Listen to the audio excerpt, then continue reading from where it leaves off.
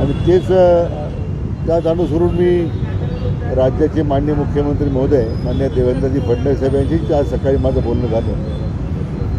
प्रामुख्यानं ज्या कायदेशीर बाबी मान्य सर्वोच्च न्यायालयात सुरू आहेत त्यासाठी काही सादरीकरण आमच्या या संघटनेने काय केलेलं आहे, ज्याचा फायदा आपल्या क्युरिटी पिटिशनला होईल असं त्यांचा आग्रह होता.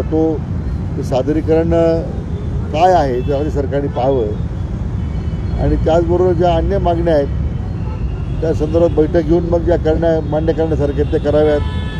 त्यासाठी आता उपसमिती केलेली आहे. उपसमितीकडून अन्य मागण्यांना गती द्यावी मागण्या मान्य पूर्ण होण्यासाठी. तर त्या बाबतीमध्ये माननीय मुख्यमंत्री अगदी सकारात्मक होते.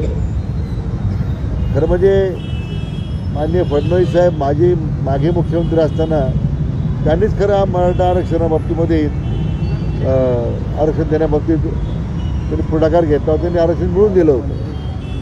तर त्यांची भूमिका नेहमी सकारात्मक राहिलेली आहे. त्यांनी आश्वासन दिल्यामुळे मी खरे पाटलांनी विनंती केली की आता जर माननीय मुख्यमंत्री स्वतः बैठक घेणार आहेत, आपली भूमिका समजून घेणार आहेत, ते सादरीकरण आहे आपल्या न्यायालयांच्या प्रक्रियेकरता जी मदत होणार असेल तर ते पाहणार आहेत. तर त्यासाठी आपण